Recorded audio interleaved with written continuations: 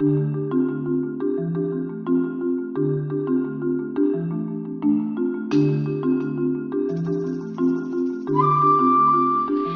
everyone, I am Dina Khader, nutrition consultant, and thank you for joining me today.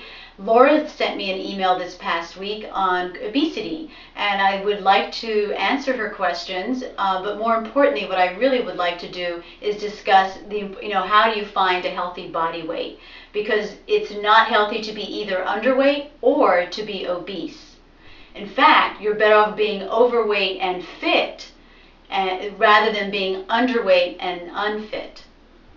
So let's take a look at one of the major causes of underweight in the US or in the Western part of the world.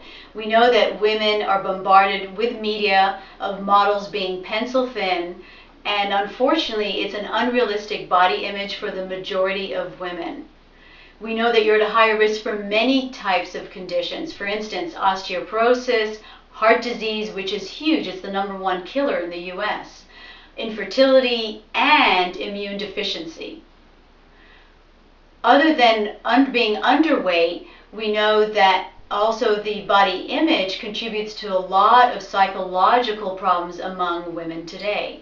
And because of the psychological issues, women become unhappy, and that affects them not only in their relationship with food, but also with people. Now let's take a look at obesity. Just as it's not healthy to be underweight, it's also unhealthy to be obese. Statistically, people that are obese have a much higher rate of both colon cancer, breast cancer, also prostate, endometrial, kidney cancer, and esophageal cancer. And that's an increase of 25 to 33% than the average person or population. We also know that there's a 10-time increase in diabetes among obese individuals. So what could possibly be some of the important factors associated with obesity? We know, for instance, that it's usually either consuming too many calories, or if it's not too many calories, it's not moving enough, lack of physical activity. Only 10% of the population in the US actually physically exercise, and that's really a very small amount of people. So lack of activity, eating too many calories, eating overly processed food. Do you know that consuming a lot of diet products like diet sodas, diet cookies, and other diet foods actually will slow down your metabolism? This has been studied in rats in the lab. So we do know that the artificial sweeteners actually have a huge effect on metabolism, but they also don't give you the nutrients that the body requires.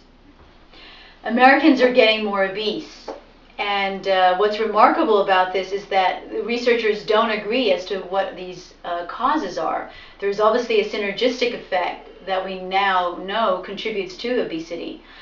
For instance, if we take a look at the moving graph, you'll notice that the Centers for Disease Control have actually released a state-by-state statistics on the significant growth of obesity in the US. And what I found remarkable when I was looking at this was that 10 years ago there were no states with 20% obesity rate, and now there are only 3 states that actually have less than 20% obesity in the US. And these are really astounding, actually shocking statistics, and we now know we really have to do something about this. In my practice, I see both underweight and overweight men and women. And unfortunately, there are health risks associated with both. And it's very important that we don't get caught up with the whole media, propaganda about women should be thin, men need to be a certain, body size as well. We really have to make sure we overcome this so that we're not really bombarded with all that negativity. So what I'd like to encourage you is that really the goal here for everyone is to really achieve a healthy body weight. Now, if many of you find that you have emotional and psychological issues that are holding you back and you can't move forward with getting healthier, then I really encourage you to seek professional therapy or to join a support group, anything that will help you overcome these emotional and psychological issues. And once you've overcome that, then you can move on to taking a look at your body fat. Body fat is so much more important than your actual number on the scales. And one of the most accurate ways to measure body fat is through BIA testing, which is the bioimpedance analysis. And that can be done through chiropractors, nutritionists, doctors' offices, even a health center. I mean, that is the first starting point at knowing, what is your body fat. And once you know that, you can start to make some changes. So let's take a look at some of the other tips. We want to make sure that we minimize the toxicity that we're exposed to in the environment, because unfortunately, if we are overweight, we have more body fat, and the more body fat we have, the more toxins our body is able to store.